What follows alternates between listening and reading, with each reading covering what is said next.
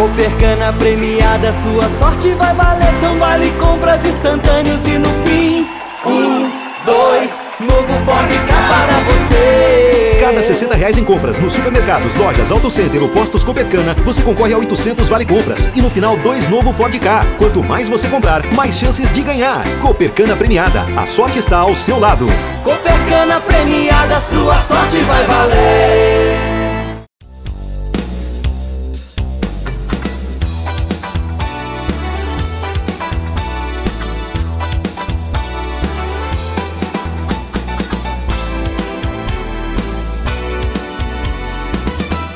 Olá, estamos iniciando mais uma edição do TV Brasilagro, apresentando a série especial O que Esperar de 2015.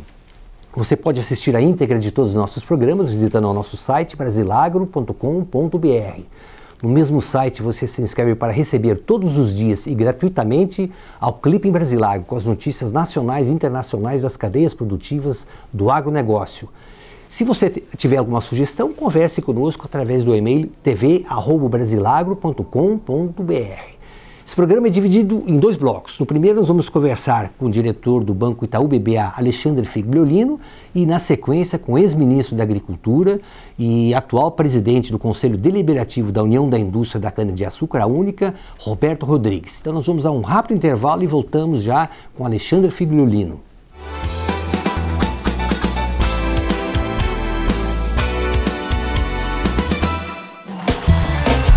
Copercana premiada, sua sorte vai valer. São vale compras instantâneos e no fim 2, novo Ford Ka para você. Cada R$60 em compras nos supermercados, lojas, Auto Center ou postos Copercana, você concorre a 800 vale compras e no final 2 novo Ford Ka. Quanto mais você comprar, mais chances de ganhar. Copercana premiada, a sorte está ao seu lado.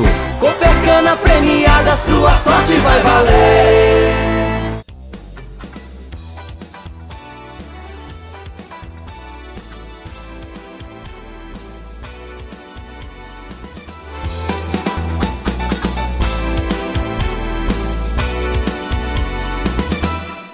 Doutor Alexandre Figliolino, obrigado por atender o nosso convite. É sempre uma honra muito grande falar com quem tem a coragem de comentar, de falar, de chamar a imprensa e dizer realmente o que vem acontecendo com a cadeia produtiva sucroenergética. Eu começo lhe fazendo uma pergunta, mas que ela rememora 2 conceitos seus colocados na mídia nos últimos meses. O primeiro, de que nós tínhamos 1/3 das usinas sucroenergéticas brasileiras que estavam numa situação de muita dificuldade. Realmente o horizonte para esse 1/3 era um horizonte bastante tenebroso. O outro 1/3, ele dependia de injeção de recursos financeiros, e o senhor sempre deixou claro também, a gestão era alguma coisa que era fundamental para que esse outro 1/3 pudesse se recuperar. E outro 1/3 não, capitalizado, já vinha numa situação um pouco mais tranquila. Eu recordo que exatamente há 12 meses nós estivemos aqui consigo e o senhor nos colocou de que nós iríamos iniciar a safra 2014 e 2015, o faturamento do setor nessa safra era o montante já da sua dívida.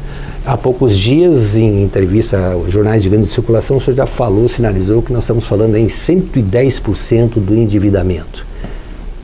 Isso. Não, a questão é a seguinte, a gente até, na medida que a crise vai avançando, a gente vai procurando usar uma segmentação das empresas do setor, de forma a tornar mais visível a todos o exato ponto da crise em que a gente está e de que forma ela está afetando. A questão, a gente até esse ano nas apresentações que a gente fez aí em alguns eventos muito importantes aí do setor, a gente mudou um pouco a forma de dividir o problema, onde a gente passou a dividir de novo em 4 partes, né? Os que já foram, né? São empresas que ou estão em recuperação judicial ou encerraram suas atividades, tal. Então são aquelas empresas que já estão, digamos, fora de uma atividade, totalmente fora de uma atividade normal. Depois um segundo quartil a gente colocou empresas que estão, digamos, ainda sobrevivendo e operando, né, com muita dificuldade e tal, mas são empresas que, ao persistir essa crise por um tempo mais longo, né, quer dizer, se a gente realmente não encontrar alguma saída inteligente para essa crise num curto espaço de tempo, essas empresas provavelmente irão sucumbir aí ao longo de 2015, 2016. E aí o terceiro terço, empresas que ainda que mostram já algumas fraquezas, mas ainda tem muitas fortalezas, então estão com mais, vamos dizer, estão com um tempo maior de sobrevivência a essa problemática toda. E depois o último terço, que a gente chama do último quartil, que a gente chama das empresas que realmente têm conseguido, por estarem já no estado da arte, elas têm conseguido assim passar essa crise com um vigor muito grande, porque são vamos chamar as empresas nota 10 do setor, mas são empresas que estão no estado da arte, né? E eu acho que, assim como nenhum professor dá aula de uma determinada matéria e exige nota 10 e tudo, eu acho que quando se está lidando com o segmento, você tem que entender que as empresas estão em diferentes fases de maturação, de amadurecimento. Então, não dá para exigir um desempenho no estado da arte de empresas que ainda estão num outro estágio muito diferente daquelas que estão em velocidade de cruzeiro. Então, o que a gente tem que fazer são políticas que façam com que realmente as empresas convirjam todas para um grau de excelência que permita ao setor, a cada dia que passa, se tornar mais competitivo, seja na produção de açúcar, competindo com o resto do mundo que também produz açúcar, seja na produção de etanol, tornando cada vez mais o etanol competitivo em relação ao combustível fóssil, competitivo em relação à produção de bioeletricidade, e que ao tempo todo esteja gerando tecnologia, essa tecnologia vai provocar inovação, né?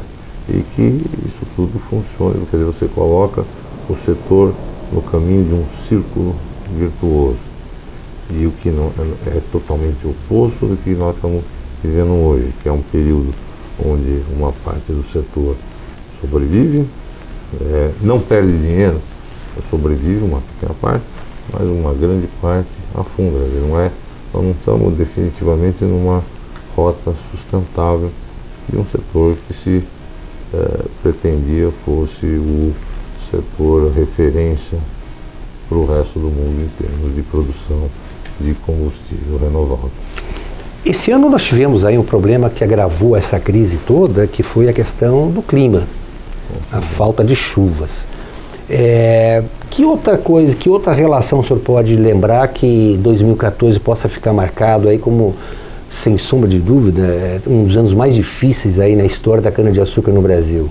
Não, é todo um processo, né? Quer dizer, a gente, eu acho que bater uma foto 2014, você às vezes não vai estar dando uma análise suficientemente clara e abrangente da problemática. Então a gente tem que contar a história, toda a gênese da crise, que passa por um crescimento, de certa forma, um pouco atabalhoado em certos casos, uma crise muito forte dos mercados financeiros em 2008, seguido por anos de clima muito ruim. Eu acho que São Pedro tem sido extremamente cruel conosco, na medida em que nos últimos 5 anos, né, nós tivemos 2 anos normais e 3 anos problemáticos, né?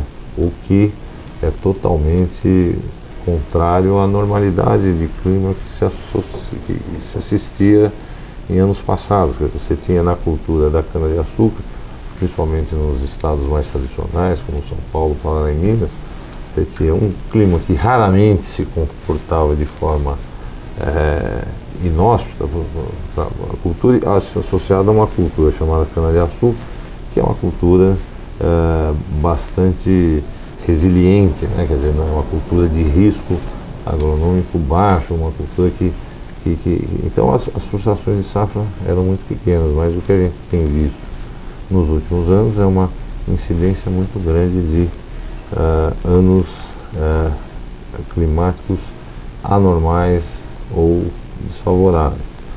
A questão da mecanização é uma questão absolutamente fundamental, porque a mecanização introduziu a necessidade de ter determinadas práticas de planejamento, de alto nível tecnológico, quer dizer, é quase que como se fosse uma outra cultura,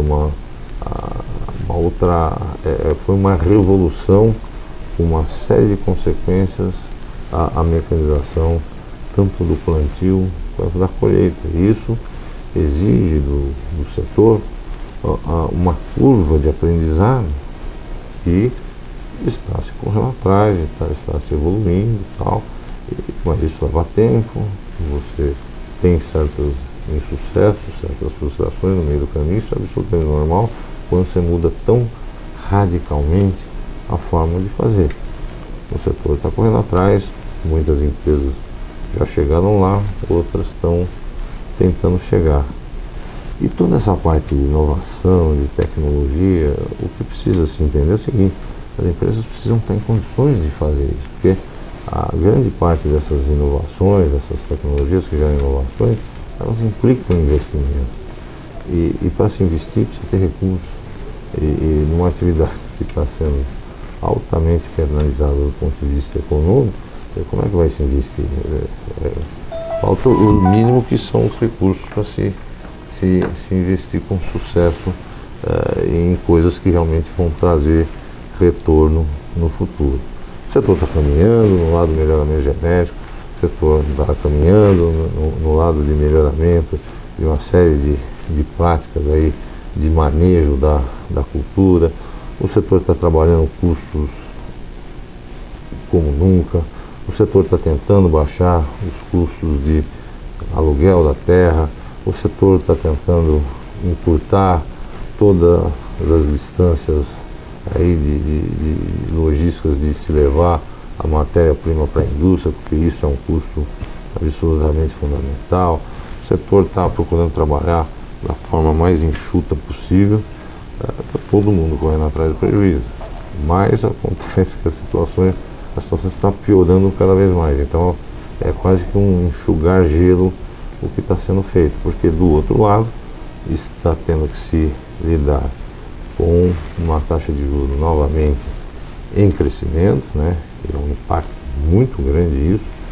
Você teve um ano de 2013 com uma taxa Selic andando aí na faixa na média aí, por volta de 8%, chegou ao mínimo de 7,25%, agora você volta para patamares de 12%.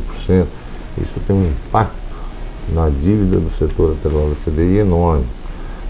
Uma coisa que ajudou muito o setor nos 3 últimos anos, que foram algumas linhas de crédito subsidiadas do BNDES, vão tendo agora suas taxas majoradas e devem ter as taxas, já se fala numa subida da TJLP e tal, que é um indexador importante de algumas linhas de financiamento do BNDES. Quer dizer, tudo isso faz com que o custo do endividamento do setor esteja aumentando. O câmbio, e a gente tem que lembrar que uma parte da dívida do setor está atrelada ao câmbio, o câmbio vem apresentando forte, o real vem apresentando forte desvalorização.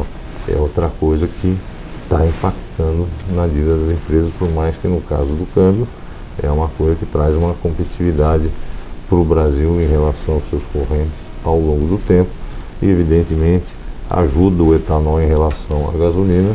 Na hora que o governo resolver, digamos, atrelar o preço da gasolina aqui no mercado interno, ao preço da gasolina no mercado internacional. Evidentemente, um câmbio mais adequado protege mais o setor dessas oscilações violentas aí que o petróleo tem sofrido. Então é mais ou menos uma geral assim sobre o que a gente podia falar para 2015 em termos de perspectiva. Essa questão de se buscar uma solução pelo viés político, quer dizer, o Dr. Roberto Rodrigues, ele inclusive na condição de presidente já do Conselho Consultivo da Única, Conselho Deliberativo, ele defendeu muito que os candidatos nessa disputa eleitoral assumissem compromisso com o setor canavieiro. Foram assumidos esses compromissos pelo Aécio Neves, do PSDB, pelo Eduardo Campos, do PSB, a Marina Silva, na sequência, depois do trágico acidente e do falecimento dele, ela assumiu o mesmo compromisso, mas a presidente Dilma não assumiu praticamente nenhum compromisso. Na verdade, nós inclusive gravamos uma entrevista com o ministro Nery Geller em agosto, durante o congresso da BAG, e a resposta que ele nos deu, eu perguntei a ele o que se pode esperar numa eventual reeleição da presidente Dilma. Ele falou, vai continuar, ela deve continuar com o projeto dela em relação aos biocombustíveis. Isso pesa um pouco quando se faz uma análise para 2015, 2016, 2017? A gente tem que entender o seguinte, de tudo que o setor produz, a exceção do açúcar, que é comercializado de forma no mercado mais livre, o etanol tem seus preços muito dependentes do preço da gasolina, que é definido pela Petrobras, que na sua última instância tem um conselho de administração, cujo presidente é o ministro da Fazenda. Então, existe aí uma decisão altamente dependente de governo. A bioeletricidade, também o setor energético, e tem que ser um setor altamente regulado. Também, digamos que qualquer coisa que se vá fazer com bioeletricidade, a dependência de política pública é muito grande. Então, só para fazer uma análise mais curta, dos 3 principais produtos do setor, 2 estão altamente sujeitos a decisões de política pública. O que o setor fala de uma forma insistente? O investimento em um projeto de açúcar e etanol são investimentos muito intensivos em capital. Quer dizer, o setor se tornou um setor altamente intensivo em capital. O retorno é de muito longo prazo. O ciclo é longo. Para você, se você toma uma decisão hoje de fazer uma usina, vamos supor, de 3 milhões de toneladas, um greenfield, em uma região de fronteira, quer dizer, da sua decisão de iniciar o projeto até ele ficar de pé, já vai 2, 3 anos no mínimo. Depois, até a estabilização dele, em função do ciclo longo da cultura da cana, vai mais 5, 6 anos. Ou seja, são todas decisões de investimento visando um horizonte de longo prazo.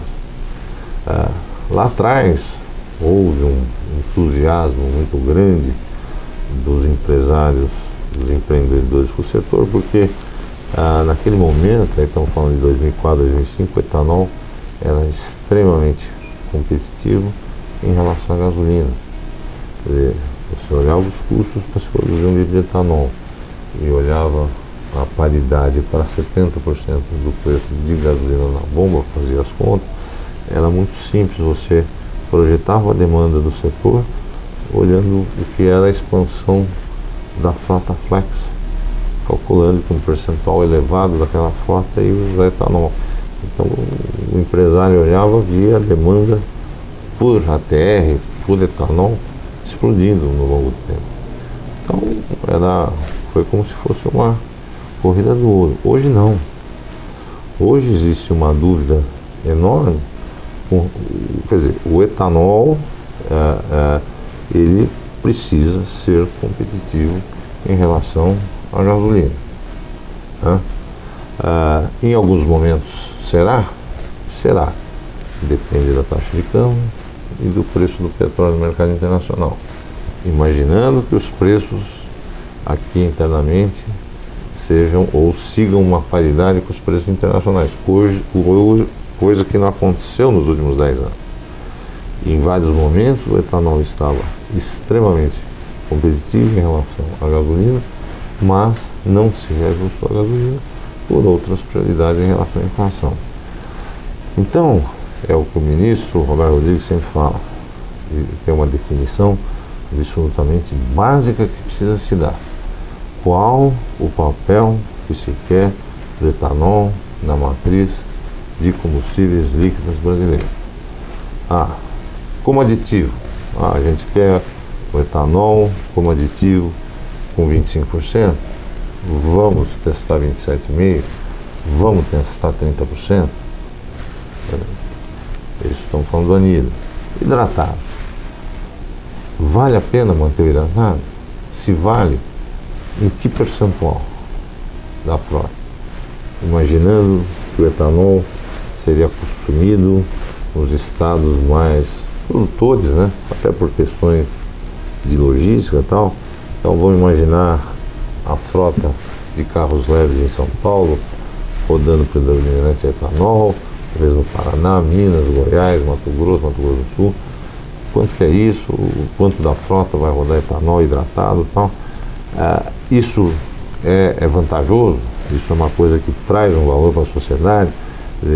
A gente pode imaginar o etanol tendo um prêmio em relação à gasolina? Ele merece esse prêmio pelas suas qualidades ambientais, pelas suas qualidades de ser produzido aqui dentro, gerar emprego, renda e renda interiorizada, né? Renda lá nos cafundós do fundo, nos grotões. Nos grotões, né? Então a gente vai para a sociedade está disposta a pagar um prêmio, não está disposta a pagar na bomba direta, quer dizer, o consumidor não enxerga um valor no etanol direto que ele esteja disposto a pagar diretamente no bolso, mas a sociedade enxerga e está disposta a que a gasolina sofra uma incidência de um determinado imposto que é a CID, que vai proteger justamente o etanol em relação à gasolina para evitar que aí com essas oscilações que acontecem no mercado internacional de óleo, que isso não venha a inviabilizar, mesmo que momentaneamente, uma indústria que tem uma maturação e um desenvolvimento de longo prazo. Então, essa discussão tinha que ser feita de forma urgente e urgentíssima. E se define de forma clara. E não ficar nessa agonia lenta que a gente vem vivendo há vários anos. Estamos vivendo uma agonia lenta. Eu acho que já passou na hora de acabar com isso e falar, vamos definir o papel da bioeletricidade, o papel do etanol, é isso que a gente quer, tal.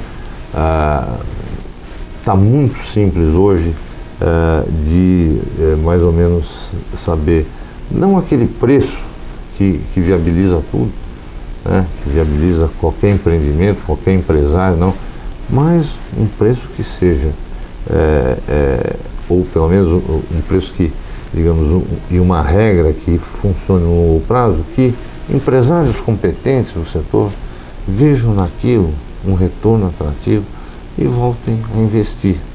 Não que aquele retorno será fixo, que o setor passe a ser quase que uma renda fixa, uma cadeia de comum, mas pelo menos você veja a regra, enxergue naquilo uma perspectiva de retorno, que nos anos vão ser maior, em outros anos vão ser menor, e que o setor volte a trabalhar de uma forma sadia, sustentável.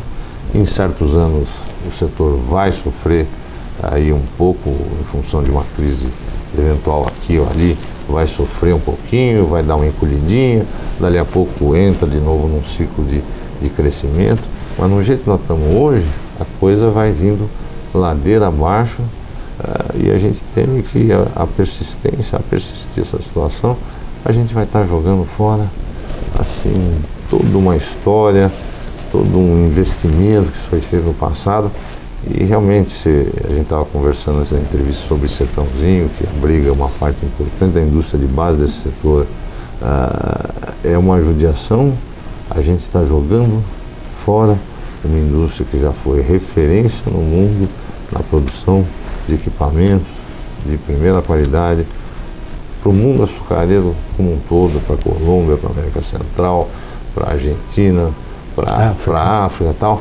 É uma indústria que sempre foi referência, está simplesmente sendo desmontada, a ponto que, se daqui a pouco, por alguns motivos, houver condições para uma retomada de investimento, a gente não vai ter mais uma indústria de base para suportar esse crescimento e vamos ter que buscar equipamento na Índia, equipamento na China e uma geração de gente trabalhadora.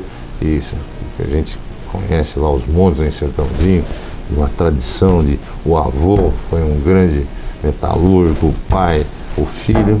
Isso de repente se perde, né? Toda essa tradição, essa coisa de pai para filho, porque uma crise mal administrada gerou uma situação tal que ceifou aí uma indústria que tinha tudo para ir bem no Brasil.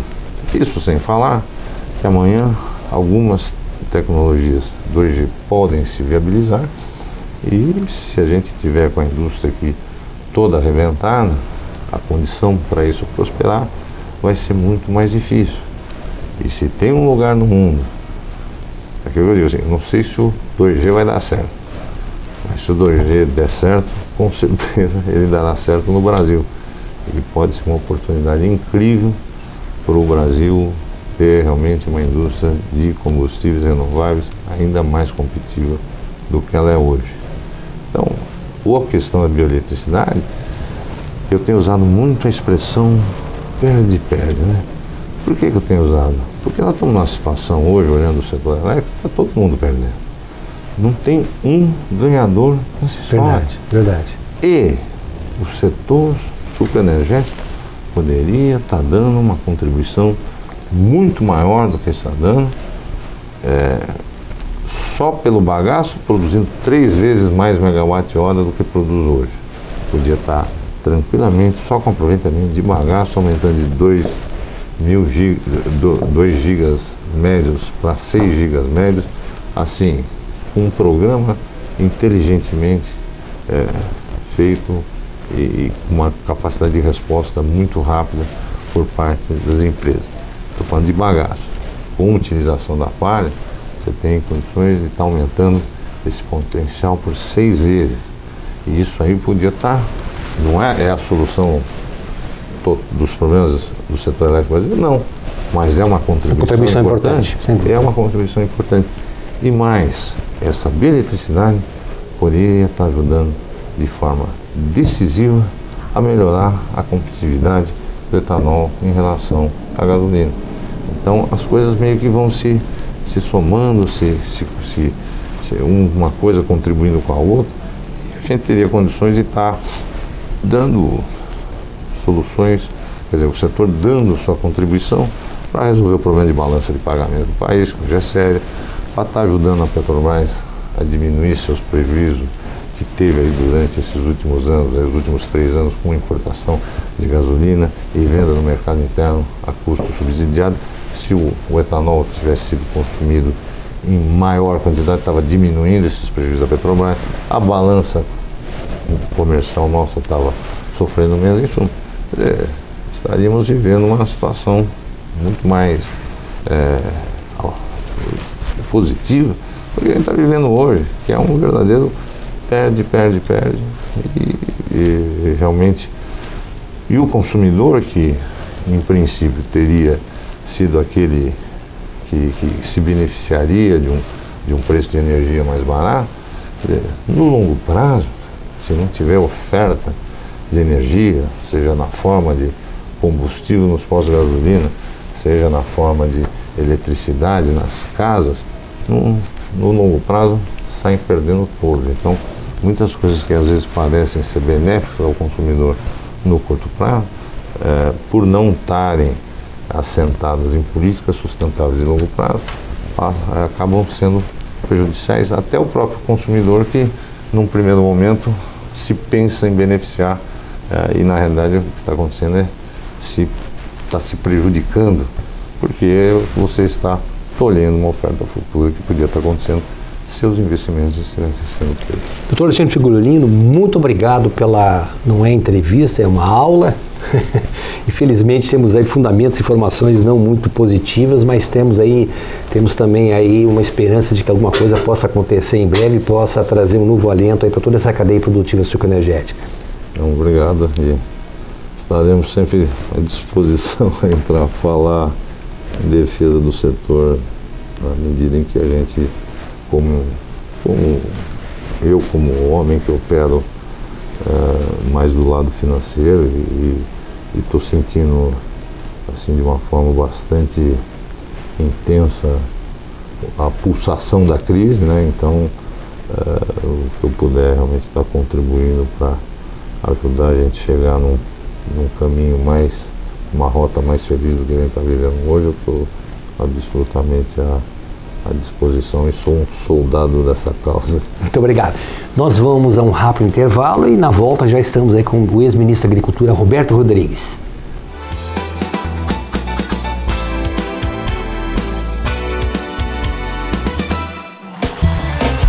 Copercana premiada, sua sorte vai valer. São vale compras instantâneos e no fim 2, novo Ford Ka para você. Cada R$60 em compras nos supermercados, lojas, Auto Center ou postos Copercana, você concorre a 800 vale compras e no final 2 novo Ford Ka. Quanto mais você comprar, mais chances de ganhar. Copercana premiada, a sorte está ao seu lado. Copercana premiada, sua sorte vai valer.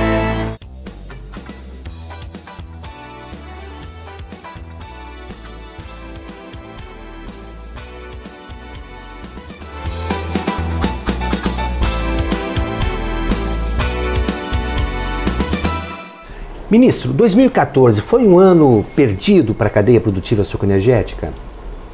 Foi um ano muito ruim, Ronaldo. Nada é perdido. Quando a gente toma um tapa na cara, a gente ganha uma experiência, sabe quanto dói um tapa na cara. Então foi um ano doído, 2014. As políticas públicas continuam totalmente enviesadas em relação ao setor. Isso sim foi uma perda inestimável. O governo não olhar o setor com a atenção que merece o setor. Tivemos um problema dramático de seca que perturbou a produtividade agrícola, sobretudo no Sudeste, sobretudo no estado de São Paulo.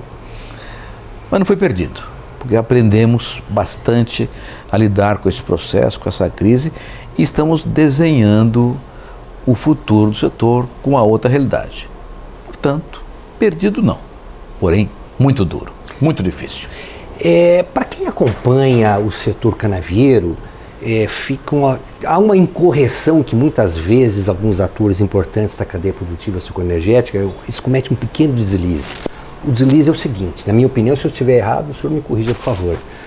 Fala-se assim, porque o presidente Lula foi o caixeiro viajante, ele falou do etanol para o Brasil e para o mundo, e foi só o presidente Lula sair do governo, a coisa desandou, quer dizer, com o presidente Dilma piorou o que já não andava bem.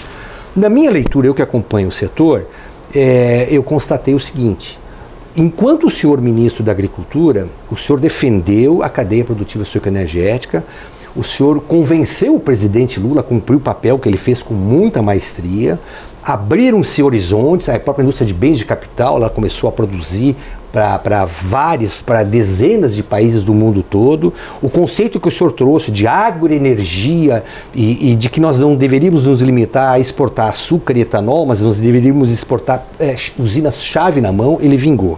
O senhor deixou o ministério já no início do segundo mandato, do segundo ano, Fim do primeiro mandato. Final do primeiro mandato. Ele sucedeu Luiz Carlos Guedes Pinto, que ele manteve a mesma linha, e daí em diante, quer dizer, ainda estamos falando do governo Lula.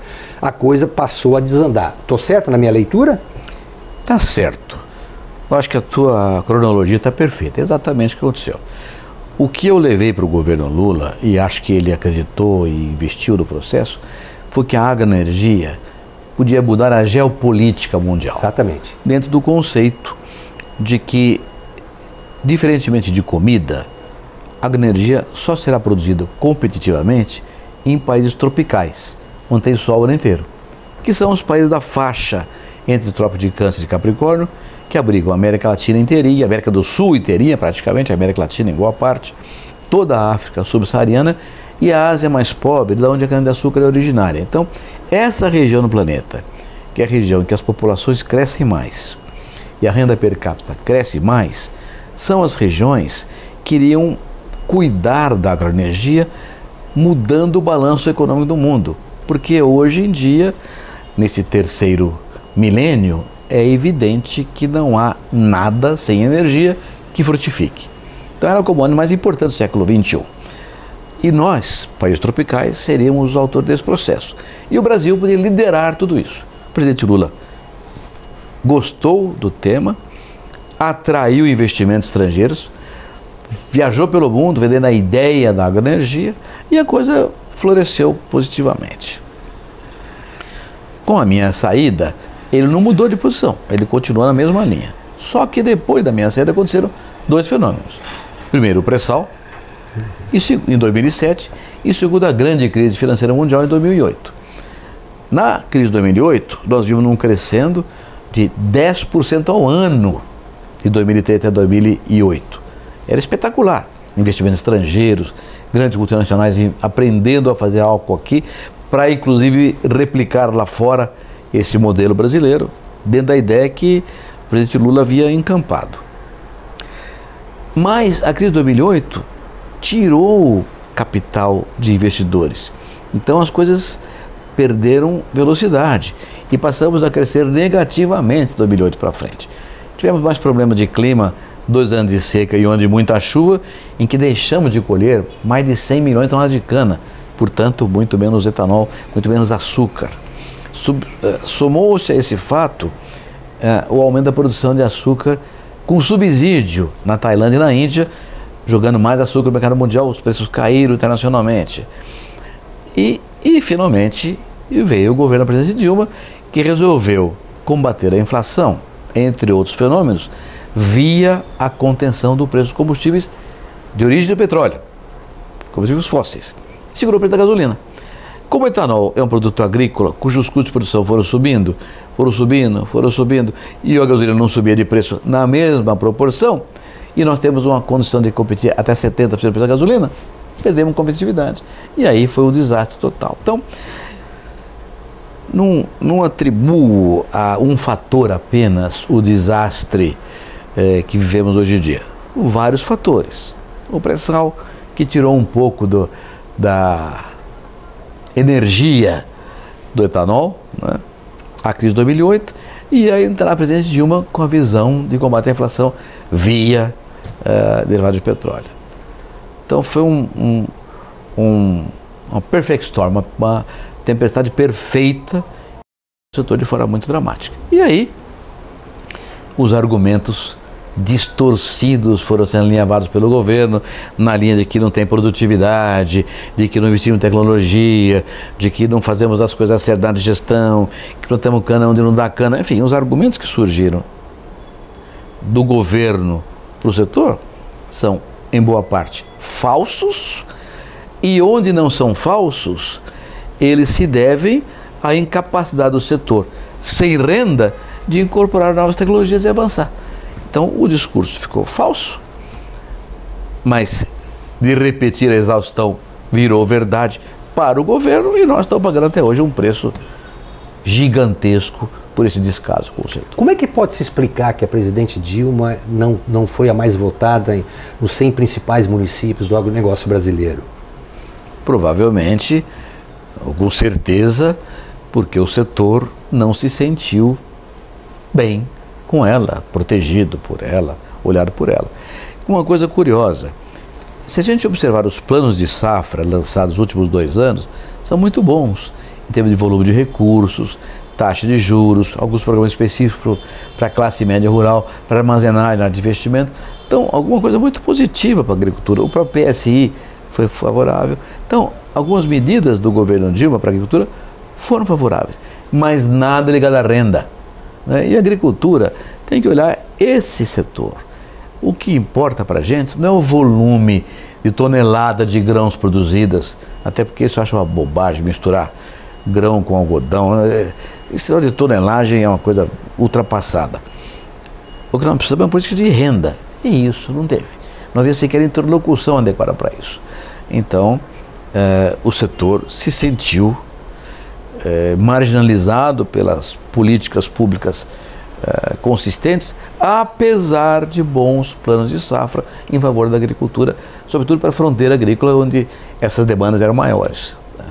Então, o setor sem interlocução e outra, observando problemas recorrentes. Na nossa área da agroenergia, tem problema na área de índio, tem problema de legislações ou interpretações legislativas inadequadas, terra para estrangeiro não pode, a questão ambiental, uma série de temas que perturbam a agricultura e foram sendo deixados de lado pelo atual governo. E é por isso que o setor não apoiou o presidente da República.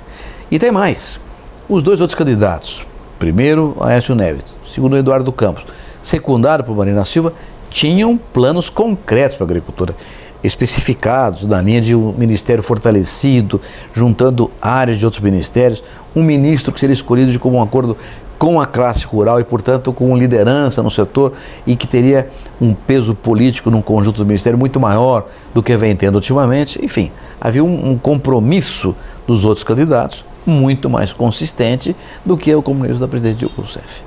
2015, ministro, nós começamos aí crise de petróleo, barril de petróleo baixando de $60, preço das commodities internacionais em queda, excesso de produção nos Estados Unidos. O que se pode esperar no Brasil? Em relação à economia ou em relação ao nosso setor? Ao nosso setor. Bom, em relação ao nosso setor, eu acho que nós precisamos fazer uma lição de casa, Ronaldo. Eu tenho batido muito sobre isso no Conselho da UNIC e estamos caminhando nessa direção. Nós temos que ter clareza do que é necessário fazer para atingir um determinado ponto no setor da agroenergia. Que ponto é esse? Primeiro, temos que definir qual é a matriz energética que o Brasil deseja, considerando todas as variáveis possíveis. Petróleo disponível no país, petróleo para importar, outras energias como a eólica, como a solar, mas sobretudo a nossa agroenergia, pelas condições que ela tem de renovabilidade, de ambiente protegido, de melhoria da saúde pública, enfim, todas as externalidades que conhecemos muito bem. Definida a matriz energética brasileira, temos que saber qual é o espaço da agroenergia nessa matriz energética. Com esse espaço caracterizado, nós temos que então estabelecer uma estratégia para alcançar esse espaço. Essa estratégia, por sua vez, não pode ser uma estratégia que interesse ao produtor de cana, ao produtor de etanol, ao produtor de açúcar. Não. É uma estratégia que tem que interessar à sociedade brasileira, ao povo brasileiro, ao país como nação e como grande supridor de energia para o planeta inteiro. De energia e de alimentos para o planeta inteiro. E tem que considerar, portanto, como vai agir a indústria do petróleo em relação ao etanol, a indústria automobilística em relação ao etanol, a indústria da distribuição, os sindicatos de distribuidores, os trabalhadores rurais, os produtores de cana, as indústrias transformadoras da cana em energia, a indústria de base, que produz equipamentos para usina de açúcar e de álcool, a indústria de equipamentos agrícolas, para fornecer aos produtores de cana a necessário equipamento para avançar adequadamente num processo de tecnologia novo. Toda a parte científica. Hoje nós estamos diante de uma reforma, Ronaldo, na tecnologia de cana-de-açúcar, com MPB, com semente de cana, com novas formas de adubação, com novas técnicas de plantio e cultivo, que vai revolucionar, será um novo paradigma. Eu tenho dito que a revolução na agricultura de cana nos próximos anos, 2015, 2016, será tão importante ou mais do que foi a instalação no Brasil do pagamento de cana por sacarose. Porque a sacarose mudou as variedades que a gente cultivava, forma de adubação, época de plantio, tudo isso mudou com a riqueza de açúcar, que era o objetivo que nós tínhamos. Novas variedades, com os 3 dígitos de cana-de-açúcar, mais de 100 toneladas por hectare, aumentar a longevidade do canavial por reduzir custo de plantação, tudo isso vem vindo muito fortemente. Se nós tivermos uma injeção de recursos, muda o paradigma. Então tem que ter ciência nesse processo todo.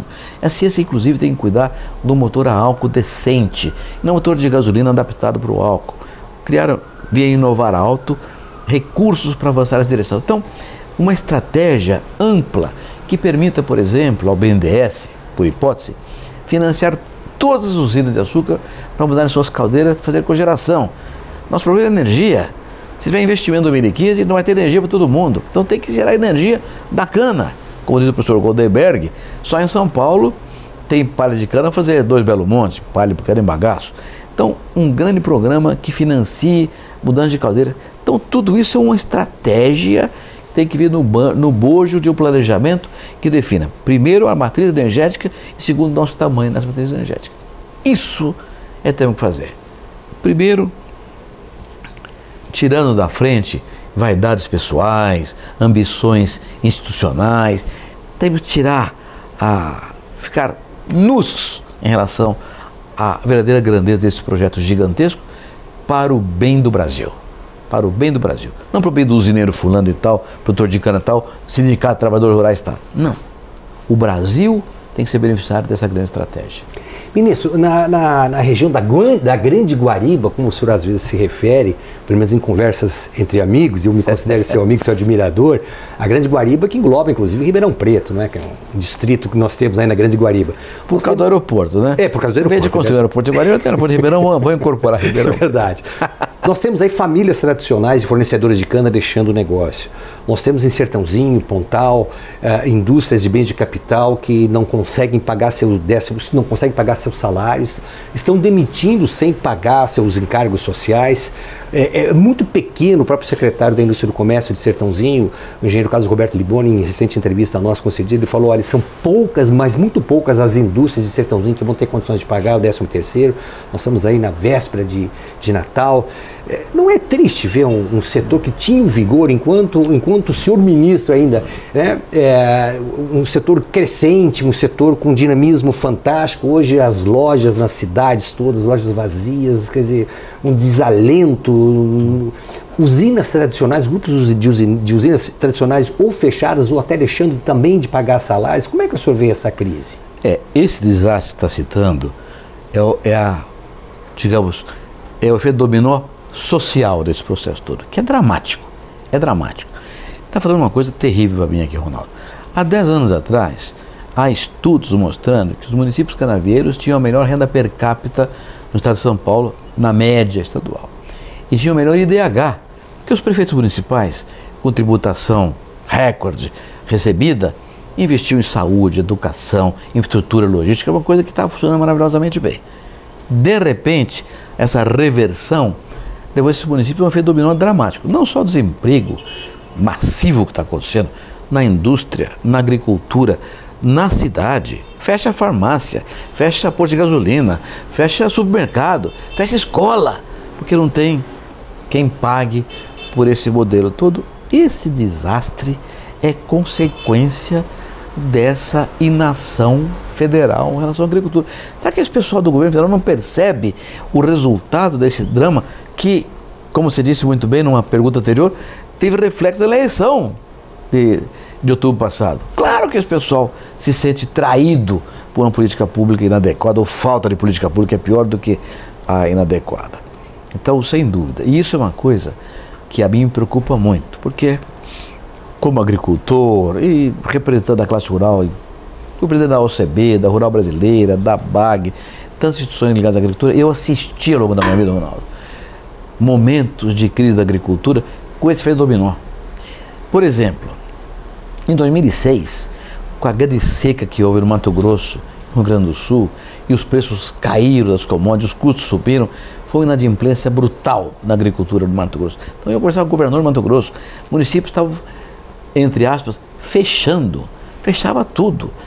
O Rio Grande do Sul, que é um estado importante, foi o único estado do Brasil em 2006 que teve crescimento negativo por causa da agricultura desastrosa, da seca dos preços agrícolas.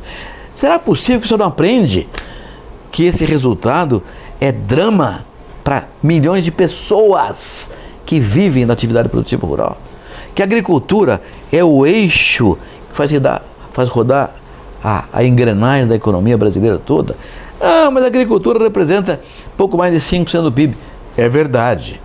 Mas para que produzir trator, arado, grade, carreta, plantadeira, colhedeira e, portanto, criar uma indústria de base na mecanização agrícola se não tem quem compre?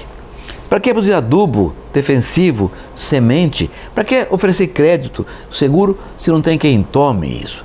Para que ter uma indústria de transformação, você tem que produzir matéria-prima de maneira articulada. Então, a cadeia produtiva como um todo incorpora desde o cientista na sua prancheta no órgão de pesquisa que trabalha, passando pelos insumos, pela produção, pela colheita, armazenagem, industrialização, embalagem e distribuição.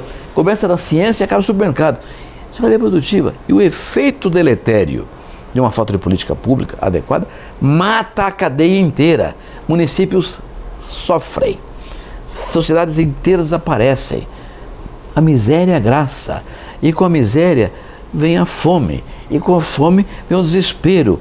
Com o desespero vem a violência. Então o processo é tão claro. Qualquer tonto enxerga isso. Será possível que o governo federal não enxergue esse tipo de coisa? Então é preciso mostrar isso todo o tempo. Como? Construir uma estratégia que leve a isso. Eu estou fazendo isso hoje.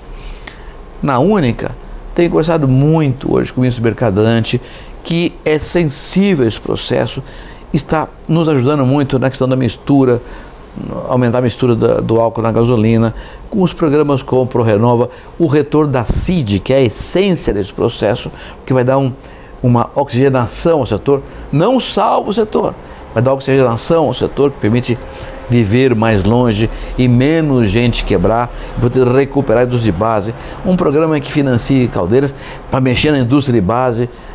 Então, estamos conversando com o governo, mostrando isso. Felizmente, o ministro Mercadante já enxergou isso, está sendo um interlocutor adequado. Conversei muito com o pessoal da área da Fazenda, que vai assessorar o ministro Levi, estão atentos a esse processo. Então, eu acho que estamos começando a convencer o governo. Mas sem uma estratégia definida de longo prazo, vai ser apenas chover no molhado. Ministro, os trabalhadores, através dos sindicatos ligados aí à cadeia produtiva, juntamente com os fornecedores de cana, estão se reunindo, estão conversando, e o senhor, inclusive, é líder e vai continuar sendo o grande líder dos fornecedores de cana. O senhor sempre a vida inteira dedicou em defesa dessa categoria. Não sou líder, sou representante. Líder não sou representante. Mas eu considero um dos maiores líderes, se não o maior líder. Você é meu amigo, portanto não vale. Obrigado. Tá bom.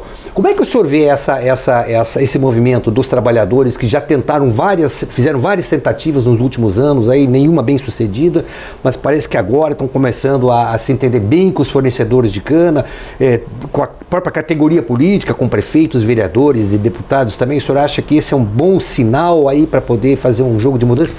Ainda mais o senhor que sempre defendeu com muita veemência, com muita clareza, com muita consistência de que sem os elos da cadeia produtiva juntos, em sinergia, não se vai a lugar nenhum.